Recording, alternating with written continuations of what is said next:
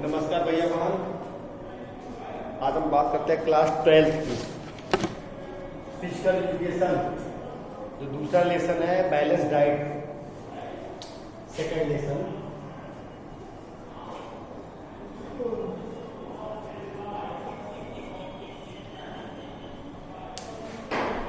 उसी की बात करते हैं। उसमें आपने पहला वीडियो देखा था जो बनाया गया था मैक्रो न्यूट्रिशन। इसकी चर्चा हमने आपको किया था, यानी कि बृहद पोषक तत्व, जिसको हम अधिक मात्रा में लेते हैं। फिर तो आज बात करते हैं माइक्रो न्यूट्रिशन,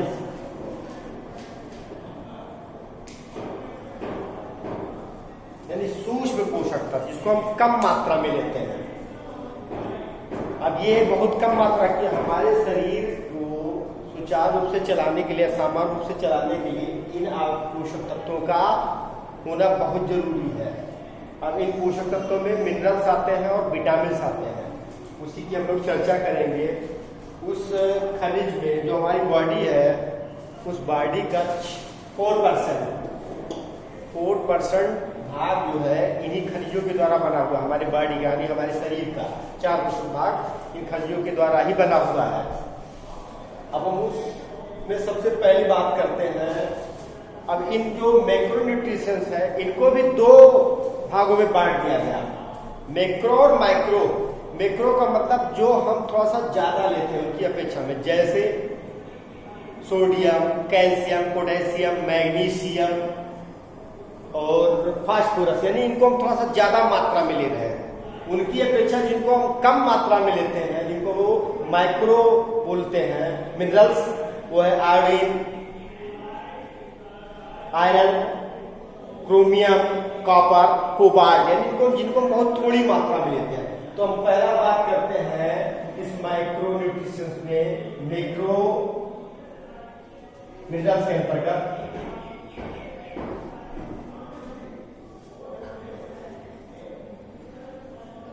उस मैक्रो मिनरल्स में पहला आता है जैसे कैल्शियम।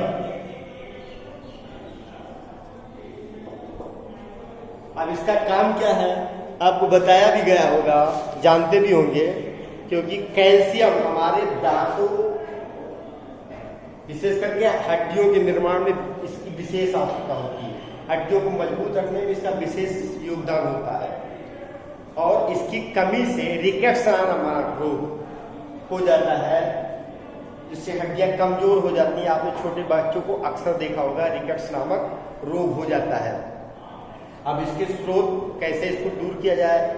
इसको दूर करने का स्रोत है, जैसे हम दही का इस्तेमाल करें, अंडे का इस्तेमाल करें, हरी पत्तेदार, लगभग आप कोई भी आप मिनरल्स देखेंगे, लगभग जितनी हरी पत्तेदार सब्जियां पाई जाती हैं उनमें कोई ना कोई मैक्रो या माइक्रो मिनरल्स जरूर मिलता है। इसीलिए हमको विशेष ज्यादा करके अक्सर हरे पत्तेदार सब्जियों का जरूर इस्तेमाल करना चाहिए अपने भोजन में, अपने डाइट में। तो ये इसका हो गया कैल्शियम। अब इसके अंतर्गत दूसरा आता है पोटेशियम।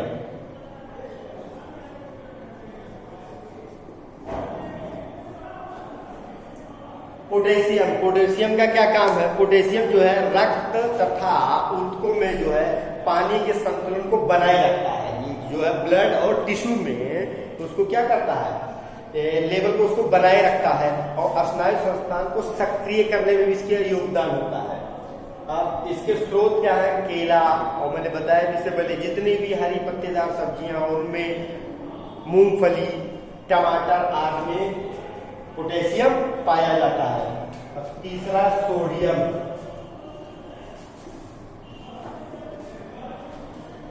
सोडियम जो तीसरा है, यह मांसपेशियों की क्रियाओं में सहायता करता है। जो हमारे मसल्स हैं उनकी क्रियाओं में सहायता करता है, और जो नर्व इम्पल्स है उनके प्रेषणों में भी ये सहायता करता है। और इसके स्रोत क्या है? साधारण नमक, अचार, मक्खन आदि में इसको प्राप्त किया जा सकता है।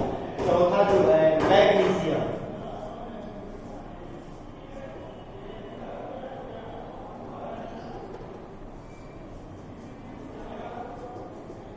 चौथा है मैग्नीशियम। मैग्नीशियम जो है ये शरीर की कोशिकाओं को बनाए रखने में तथा उनकी मरम्मत में भी ये कार्य करता है। जो हमारे शरीर के जो कोशिकाएं हैं उसको बनाने में और उनके टूट फूट जो होती है उसकी मरम्मत में भी इसका काम योगदान होता है। और इसके स्रोत होते हैं जैसे मीट हो गया, चावल हो गया, साबुत अनाज हो गया, उसको हम उसका उपयोग करके इस मैक्रो मिनरल्स को प्राप्त कर सकते हैं। अब अगला इसका पांचवा जो है वो है फास्फोरस।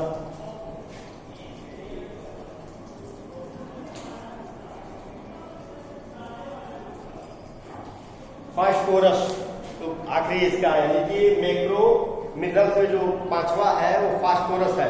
फास्फोरस क्या करता है? वो दांतों व अस्थियों के निर्माण में सहायता करता है, मांसपेशियों तथा तंत्रिकाओं की क्रियाओं में भी उसको समान रखता है। और इसके मुख्य स्रोत हैं वही अंडे, मछली, दूध आदि में इसको प्राप्त किया जा सकता है। अब इसके अंतर्गत हम जो दूसरा बात करेंगे जो आता है ये तो था मैक्रो मिनरल्स, अब हो गया माइक्रो मिनरल्स, सूक्ष्म। उसमें पहला आता है, इसमें पहला आता है आयोडीन,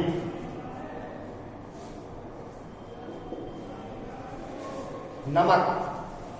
जो थायरॉक्सिन ग्लैंड होती है हमारी उसमें क्या करता है? थायरॉक्सिन नामक हार्मोन्स का निर्माण करता है। जो आयोडीन हमारा होता है थायरॉक्सिन ग्लैंड में थायरॉक्सिन नामक हार्मोन्स का निर्माण करता है।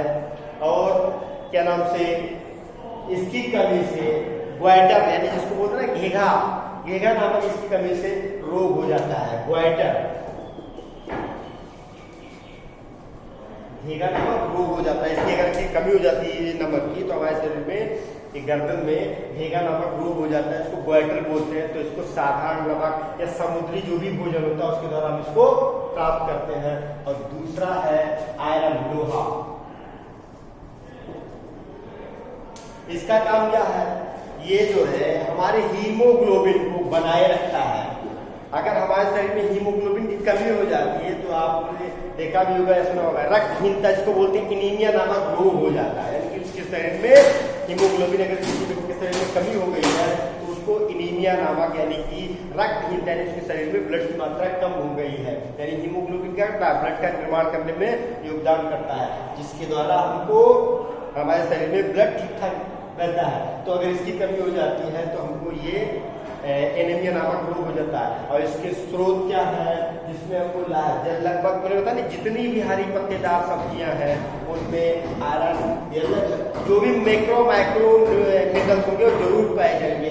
विशेष करके जिसको उसको प्राप्त करने का जो है वो हरी पत्तेदार सब्जियां हैं। और उस हरीदार पत्ती में सबसे अच्छा स्रोत है पालक। पालक का इस्तेमाल अगर हम करते हैं तो हमको हीमोग्लोबिन यानी कि आयरन ज्यादा से ज्यादा मिलता है, जो ब्लड के निर्माण में काफी योगदान करता है। अगला है क्रोमियम।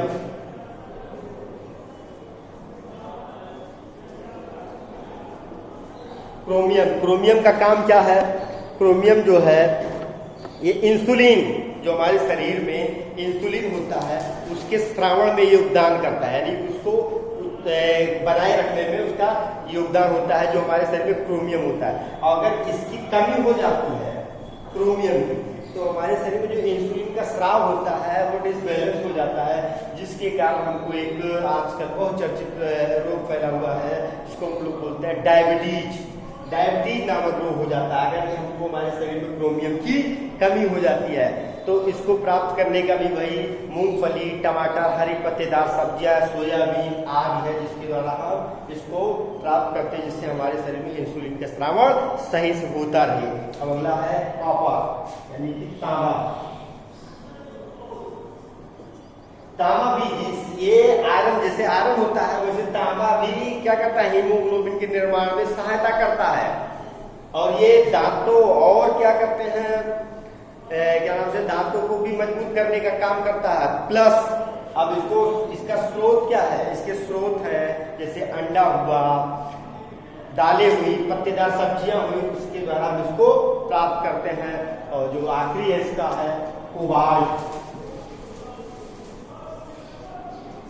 कोबाल्ट का काम क्या है? इसका काम है, यानी कि अगर इसकी कमी हो जाती है तो भी हमको एनीमिया नामक यानी रक्तहीनता नामक रोग हो जाता है, जिससे जैसे जिस प्रकार से आयरन के द्वारा होता है उसी प्रकार से इसके द्वारा भी रक्तहीनता एनीमिया नामक रोग हो जाता है। इसको भी प्राप्त करने का वही हरे पत्तेदार सब्जियां, दूध, मीट आदि इसके द्वारा हम इसको प्राप्त करते हैं। तो वो था, ये था माइक्रो और मैक्रो। अब अगली टॉपिक में आपसे बात किया जाएगा vitamin. Vitamin A B C D E के। अब उस बी में कई पार्ट होते हैं, B vitamin B1, vitamin B2, vitamin B3, vitamin B4, B5, B6, B9, B12, इसी तरह कई विटामिन हो जाते हैं। इस पूरे को क्या कहते हैं? B complex, vitamin B complex के नाम से जाना जाता है पूरे विटामिन को, जो बी वाला विटामिन है जो कई पार्टों में बटा होता है। फिर विटामिन सी है, फिर विटामिन डी है, विटामिन ई है, विटामिन के है। विटामिन ए जिसके द्वारा हमको अगर उसकी कमी हो जाती है हमारे शरीर की, उसकी बहुत कम मात्रा हो सकती है, मगर हमारे शरीर को सुचारू रूप से चलाने के लिए इन माइक्रो न्यूट्रिशंस और माइक्रो का होना आवश्यक है, यानी कि हमको लेना ही लेना होता है इन सब चीजों को, जिसके द्वारा हमारा शरीर सुचारू रूप से चले। तो अगर विटामिन की हमारे शरीर में कमी हो जाती है तब भी विभिन्न प्रकार के रोग हो जाते हैं। जैसे विटामिन ए की अगर हमारे शरीर में कमी हो गई तो रतौनी नामक इसको रोग बोलते हैं, यानी जिसको कम दिखता है रात में, वो नामक रोग हो जाता है। जिसका सबसे अच्छा स्रोत माना जाता है गाजर। गाजर का इस्तेमाल अगर हम किया जाए बराबर तो उस तत्व की कमी को दूर किया जा सकता है या उस रोग से बचा जा सकता है। फिर विटामिन बी है जिसकी कमी से बेरी नामक रोग होता है। फिर तीसरा विटामिन है सी जिसकी कमी से स्कर्वी नामक रोग होता है, यानी कि मसूड़ों में जो ब्लड आ जाते हैं उसको दूर करने के लिए हमने खट्टे फल, यानी कि लगभग जो भी खट्टेदार फल हैं उसके जगह मिर्चे भी इस्तेमाल कर सकते हैं, टमाटर भी, उन सब में इसका स्रोत होता है। विटामिन डी की कमी से सूखा रोग हो जाता है। अगर हमारे शरीर में विटामिन डी की कमी हो गई है तो सूखा रोग हो जाता है। उसका अक्सर छोटे बच्चों में आपने देखा होगा, शिशु लोगों को सूखा रोग होता है। उसका सबसे अच्छा स्रोत माना जाता है सुबह सूर्य का प्रकाश। जो सुबह सूर्य का प्रकाश निकलता है उसकी किरणों के द्वारा उस विटामिन डी को हम प्रचुर मात्रा में प्राप्त कर सकते हैं। विटामिन ई की कमी से अक्सर जिसमें महिलाओं में देखा होगा, जैसे कहते नहीं बाष्पन नामक रोग हो जाता है, अर्थात वो उसकी कमी के द्वारा उनमें वो रोग हो जाता है जिससे वो महिलाएं गर्भवती नहीं हो पाती हैं। उसको दूर करने के लिए हमको विभिन्न प्रकार के फलों, सब्जियों और अनाजों का इस्तेमाल किया जाता है। फिर चौथा जो लास्ट विटामिन के अगर हमारे शरीर में कमी हो जाती है तो आपने देखा अगर किसी व्यक्ति को चोट लग गई है, अगर उस व्यक्ति के शरीर में विटामिन के की कमी है तो वो ब्लड जमेगा नहीं, अर्थात क्लॉटिंग थक्का नहीं बनेगा, और जब थक्का नहीं बनेगा तो वो ब्लड निरंतर उसका बहता रहेगा, जिसके द्वारा व्यक्ति के शरीर का लगभग ढेर सारा ब्लड निकल जा सकता है और उसकी मृत्यु भी हो सकती है। तो विटामिन के क्या करता है, जैसे वायु के संपर्क में आता है वो क्या कर देता है, उसको थक्का बना देता है। जब थक्का बना देता है तो जिसके द्वारा ब्लड नहीं निकल पाता उतनी मात्रा में और वो व्यक्ति बच सकता है। तो ये था मैक्रो न्यूट्रिशन, जिसके यानी खनिजों के अंतर्गत हमने पढ़ा मैक्रो और माइक्रो मिनरल्स, यानी कि बृहद खनिज और सूक्ष्म खनिज, जिसको प्राप्त करके या जिसका उपयोग करके हम अपने शरीर को स्वस्थ रखते हैं। और फिर आपने मुझे बताया कि विटामिन यानी कि मिनरल्स और विटामिन जो माइक्रो यानी सूक्ष्म पोषक तत्वों के अंतर्गत आते थे उसके बारे में आपको बताया गया। अगला वीडियो अगले उसमें बताया जाएगा।